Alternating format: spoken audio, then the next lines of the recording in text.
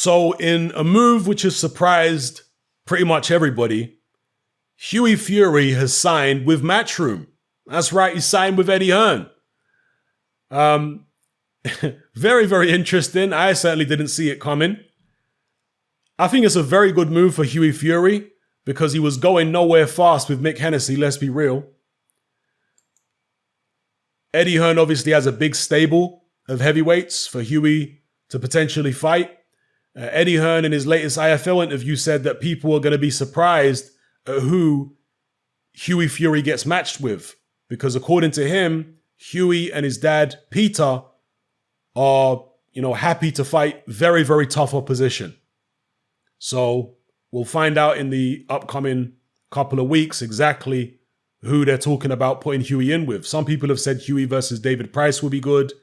Other people have talked about, Hughie and Parker again. There's a whole heap of different fights that could happen for Hughie Fury on Matchroom, and of course he's also with DAZN.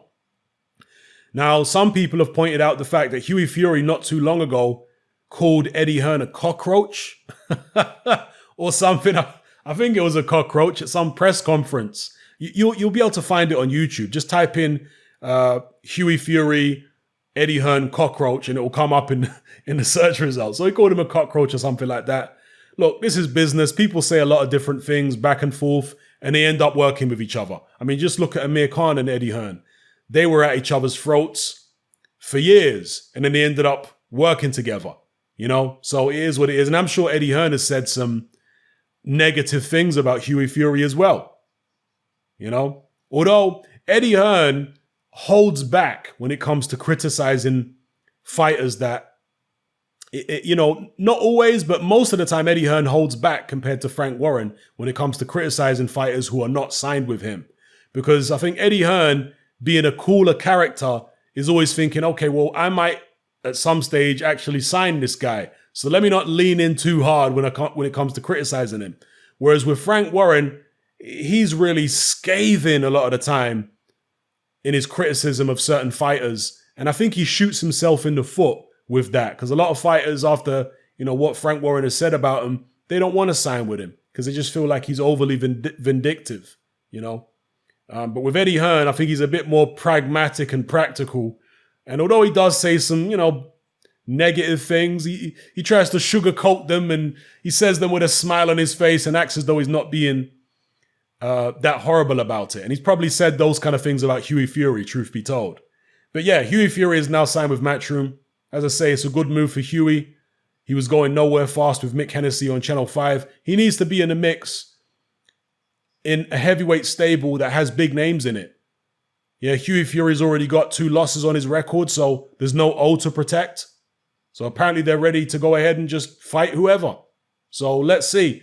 Let me know what you guys think in the comments below. Who would you like to see Hughie Fury fight? Would you like to see him in there with Joey Parker again? Would you like to see him in there with Martin Bacoli? Michael Hunter? Hrgovic? Let me know what you think in the comments below. And let me know if you don't think this was a good move by Hughie Fury. Some people might say, he should have signed with Frank Warren again. Maybe got in there with a mix with Joe Joyce and Dubois. Just let me know what you think. Now, I did put a post up online where I said that Eddie Hearn is desperate right now. Eddie Hearn is desperate right now, at least when it comes to the heavyweight division. He's desperately trying to cling on to his grip of the world heavyweight titles for sure, and the heavyweight division in general. He's desperately clinging on because he's losing his grip. That doesn't mean that he's going to be out of the heavyweight picture and out of the heavyweight title picture forever. No, but he is on the ropes. Al Heyman has got all the belts at this point. And Eddie Hearn's second biggest ticket seller at heavyweight, Dylan White, is involved in a very difficult situation, as we all know right now. So Eddie Hearn right now is on the ropes, and Al Heyman is looking to deliver the finishing blow. That's what he's looking to do. I'm not saying he's definitely going to land it, but he's got Eddie Hearn in a vulnerable position right now. And as such, I put a post up online saying that Eddie Hearn is looking to sign anything that moves in the heavyweight division right now. If it breathes, Eddie Hearn's trying to sign it at heavyweight. Whereas somebody pointed out to me that actually it was Hughie Fury or MTK, excuse me, who approached Eddie Hearn on behalf of Hughie Fury. So Hearn was approached. Rather than Hearn going around desperately trying to sign people, he was actually approached by MTK with a view to signing Hughie Fury. Fair point. I accept that point. Maybe it doesn't look so desperate in light of that information. But still, I have got no doubt in my mind that Eddie Hearn is under pressure, and he didn't have to sign Hughie Fury. Let's be real. Eddie Hearn not so long ago was saying that he's not going to make too many more signings, at least not for the zone. Yeah. But in light of all the things that have been happening in the heavyweight division with, AJ losing and whatnot, he's been going full steam ahead with signing heavyweights. Yeah, Eddie Hearn doesn't have to sign everybody. There are plenty of fighters who Eddie Hearn has refused to sign or refused to renew their contract. For example, Josh Warrington. Yeah, he didn't refuse to renew his contract, but he refused to match the offer that Warrington got from Frank Warren. So Warrington went his way, and the rest is history. But whatever the case may be, Eddie Hearn signing up all these heavyweights is obviously going to work either intentionally or unintentionally as a contingency plan. Because if Anthony Joshua gets beat by Ruiz in the rematch, and let's say Dylan White ends up getting banned or whatever, well, he's got Hughie Fury, he's got Hrgovic, he's got Joseph Parker, he's got Alexander Usyk, he's got a whole heap of other guys now, other heavyweights that he could, fall back on, so to speak. Now, one of the reasons that this signing is so surprising is because the Fury team for a long time has been seen as like Eddie Hearn's nemesis, For the most part, Tyson Fury fans don't tend to like Eddie Hearn. And by the way, I do have to address this, right? Because there's this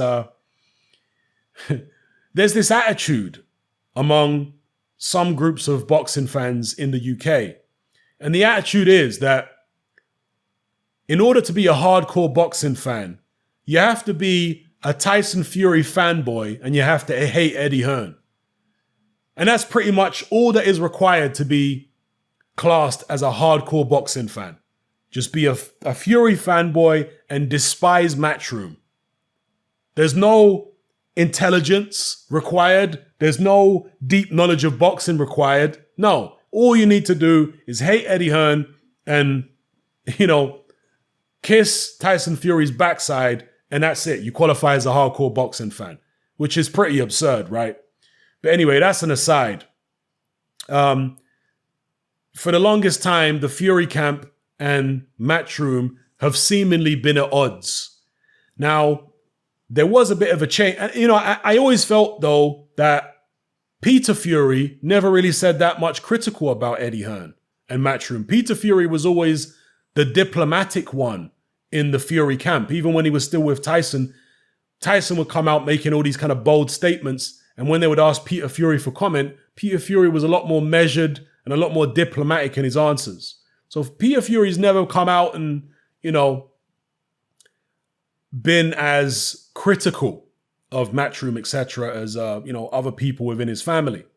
But after Tyson Fury split with Peter, there, for the most part, was even less criticism from the Peter Fury, Hughie Fury part of the equation of Matchroom, And obviously, when they had that situation where Peter Fury, Hughie, and Mick Hennessy were photographed in David Haye's gym, at the time, Tyson Fury responded on, I think it was Instagram, by saying, sleeping with the enemy. He put some comment below the picture, said, sleeping with the enemy. And he appeared to be upset that Peter, Mick Hennessy, etc., had gone to David Haye's gym because he still at the time despised David Haye.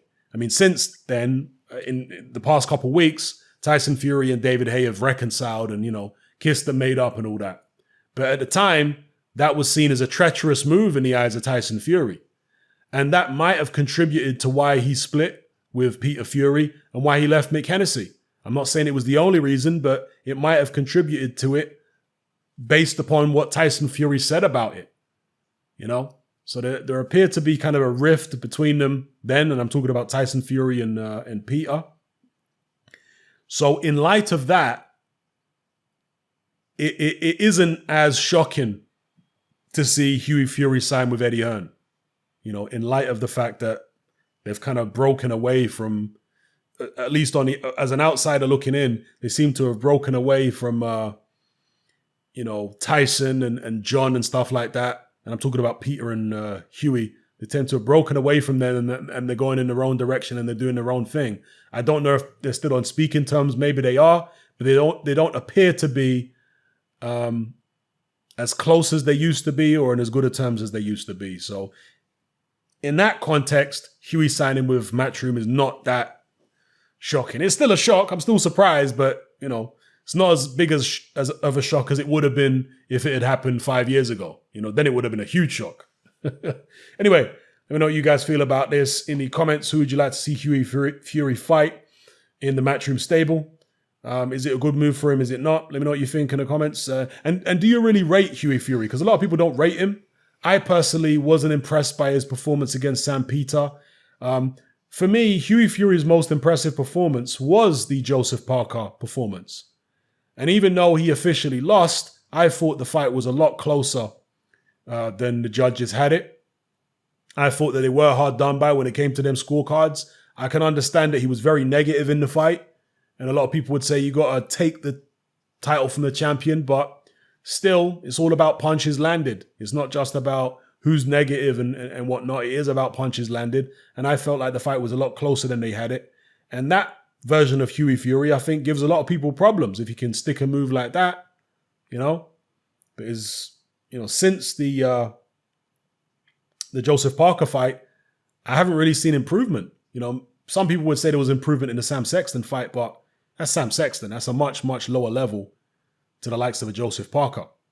So, yeah, I don't know. I haven't been impressed with Hughie recently. Let's see if maybe he can rise to the occasion. Maybe since he's been fighting with Mick Hennessy, Channel 5 and all that kind of stuff, maybe he can't get himself up for fights the way that he wants to. Maybe he can't get as motivated. Maybe signing with Matchroom and being involved in, real top-level competitive fights will light a fire underneath him and it will help improve his performances. We'll see.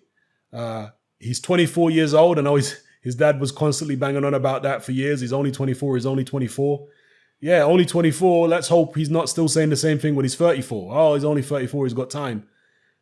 Time is of the essence. Time waits for no man. You look at Daniel Dubois. He's putting in performances already. Obviously, he hasn't fought for no world title or anything, but, he's blowing people away. Just blew Nathan Gorman away, a fellow unbeaten prospect. So, and he's much younger than Hughie Fury is now. Joseph Parker, I think, is the same age as Hughie Fury anyway, right?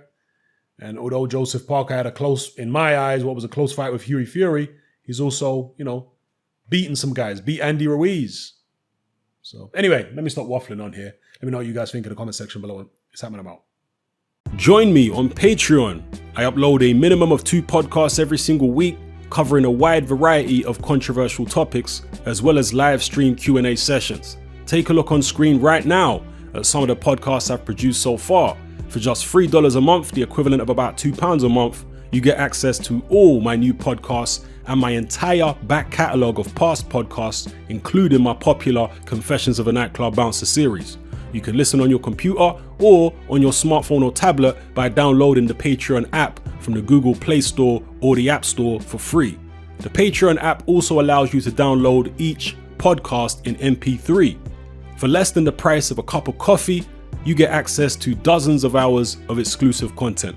It's easy to sign up, there's no contract, and you can cancel at any time. So come and join our community of free and critical thinkers by signing up with me here on Patreon today.